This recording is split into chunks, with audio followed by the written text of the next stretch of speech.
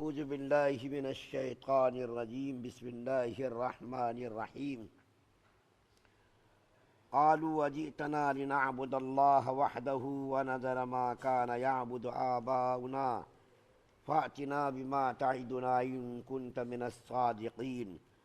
قال قد وقع عليكم من ربكم رجس وغضب أتجادلونني في أسماء سميتموها أنتم وآباؤكم ما نزل الله بها من سلطان فانتظروا إني معكم من المنتظرين فأنجيناه والذين معه برحمة منا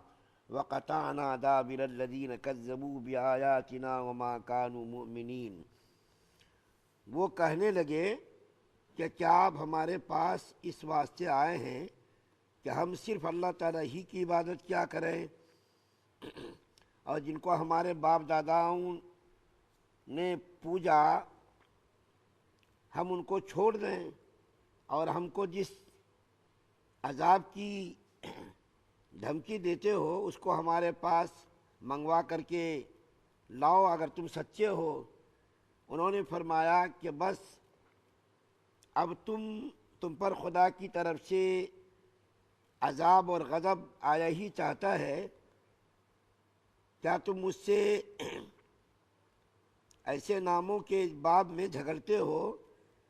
جس کو تم نے اور تمہارے باپ دادا نے آپ ہی ٹھہرا لیا ہے، اس کی یعنی اپنے معبود ہونے کی خدا تعالیٰ کی طرف سے کوئی دلیل عقلی نقلی نہیں آئی ہے،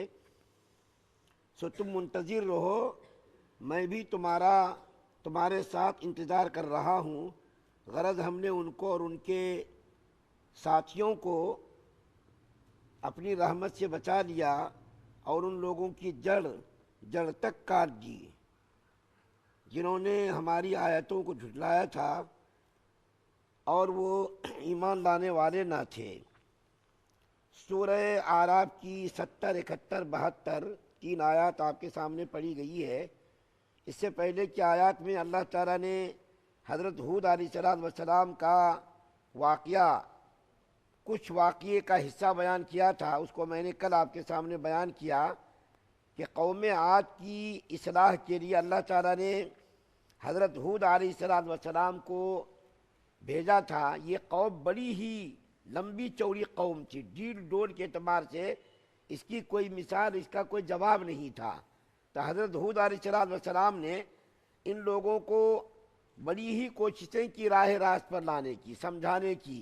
ہدایت پر لانے کی، لیکن چونکہ ان لوگوں کی قسمت خراب تھی، بجائے اس کے کہ حضرت ہود علیہ السلام کی بات مانتے، حضرت ہود علیہ السلام کو جھوٹا کہنے لگے، بیوقوف کہنے لگے۔ تو حضرت ہود علیہ السلام نے ان سے کہا کہ بھائی میں نہ تو جھوٹا ہوں اور نہ میں بیوقوف ہوں،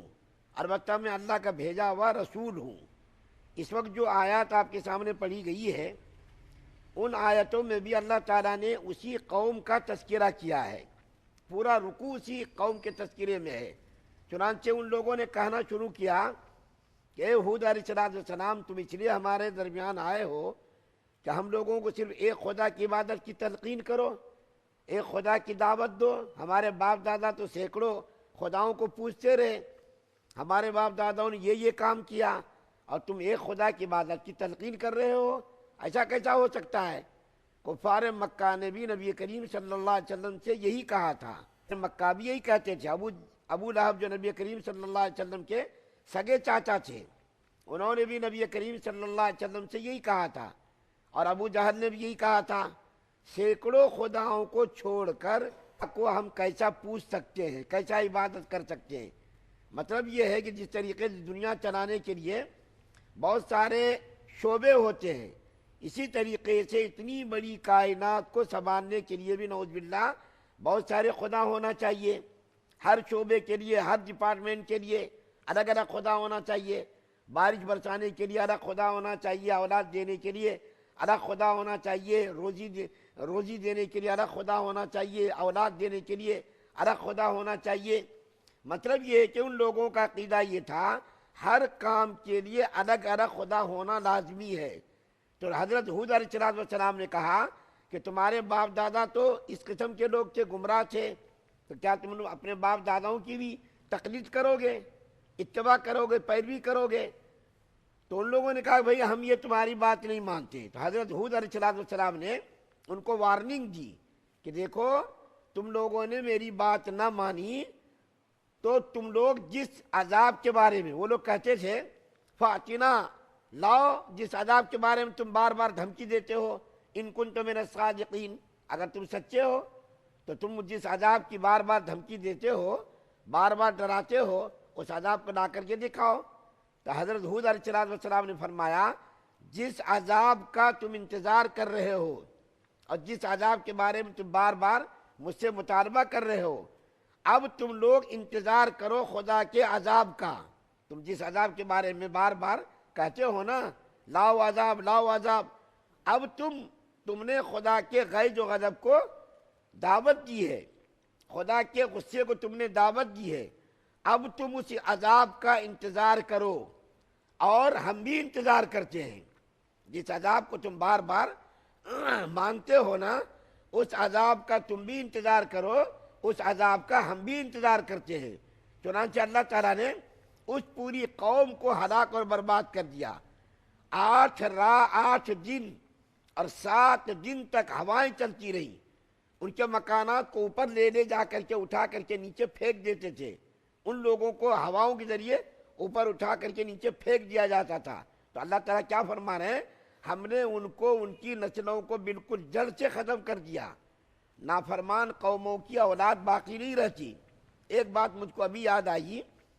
کہ یہ جو بہت سارے فلاسفر لوگ اور سائنسدان لوگ کہتے ہیں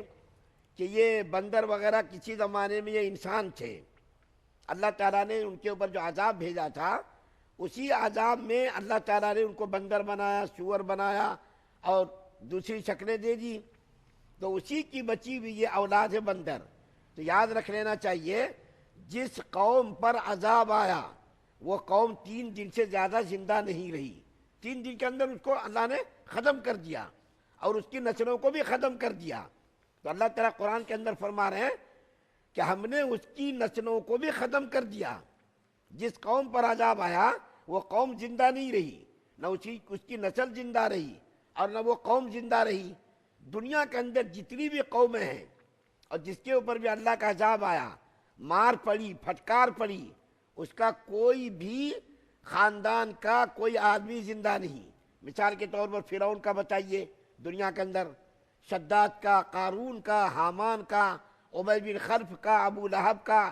آدمی کا جو نافرمان دنیا کے اندر رہا ہو اس کی اولاد دنیا کے اندر موجود نہیں ہے۔ لیکن آپ جائیے دیکھیے صحابہ کرام جو بالکل غریب تھے، انہوں نے ایمان قبول کیا، ساری دنیا کے اندر آج اس کی اولاد اور اس کی نسلیں آپ کو ملیں گی۔ صحابہ کرام کی اولادیں، نسلیں آپ کو دنیا کے اندر ملیں گی۔ دنیا کے گوشے گوشے میں ان کی اولادیں، ان کی نسلیں پھیلی ہوئی ہیں۔ ایوبی خاندان دیکھیے یا حضرت خالد بن ولید اور کوئی بھی صحابی دیکھیے، اس کی خاندان کے اندر اس کی نسلیں کہیں نہ کہیں آپ کو اس کی نسلیں ملیں گی آپ کو۔ تو اللہ تعالیٰ فرما رہے کہ ہم نے تو ان نافرمان قوموں کو ختم کر دیا، اس کی نسلوں کو مٹا دیا، اور جن لوگوں نے ایمان قبول کیا، جو آخر میں آیت پڑھی گئی اس کے اندر اللہ تعالیٰ نے فرمایا کہ ایمان والوں کو ہم نے محفوظ رکھا، اس کو نجات دی، اس کو بچایا، اس کے اوپر عذاب کا کوئی اثر نہیں آیا۔ اب میں ایک بات بتا کر یہ ختم کرتا ہوں۔ حضرت ہود علیہ السلام کو اللہ تعالیٰ نے فرمایا اپنے ایمان والوں کو ایک جگہ جمع کر دو اور جمع کر کے لکیر کھینچ دو۔ ایمان والوں کو ایک جگہ جمع کر دو اور جمع کر کے اس کو لکیر کھینچ کر کے اس لکیر کے اندر اس کو محفوظ کر دو آپ۔ تو روایتوں کے اندر آتا ہے کہ جن لوگوں نے نافرمانی کی، ایمان قبول نہیں کیا، اس کو تو اللہ نے برباد کر دیا، اس کے محلات کو، اس کے مکانات کو، سارے لوگوں کو برباد تباہ کر دیا۔ لیکن جو ایمان والے لوگ اس دائرے کے اندر تھے، اس ہوا کا ذرہ برابر بھی کوئی نقصان نہیں پہنچ رہا تھا، وہ ہوا اندر آ ہی نہیں رہی تھی،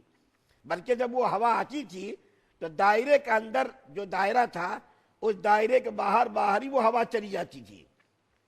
وہ دائرے کے اندر سارے ایمان والے صحیح سالم رہے، اس کا کوئی نقصان نہیں ہوا، اس کو اللہ نے محفوظ رکھ دیا، لیکن جو بے ایمان لوگ تھے، نافرمان قوم تھی، اللہ نے اس کو بھی مٹا دیا، اس کی نسلوں کو، اس کے خاندان کو، سب کو تباہ و برباد کر دیا۔ تو حضرت ہود علیہ السلام کا تذکرہ اللہ تعالیٰ نے بڑی تفصیل سے قرآن کے متعدد مقامات پر کیا ہے، یہاں بھی اس کا تذکرہ کیا گیا۔ اللہ تعالیٰ سے دعا ہے کہ اللہ تعالیٰ ہم تمام مسلمانوں کو اپنی جو ہے رحمت میں، اپنی امان میں رکھے، اپنی رحمتوں کی بارش ہم سب پر برسائے، ایمان کامل نصیب فرمائے، شرک سے، کفر سے، نفاق سے، بدنیتی و اخلاص سے ہم سب کی حفاظت فرمائے۔ سبحان اللہ بحمدہ، سبحانک اللہم۔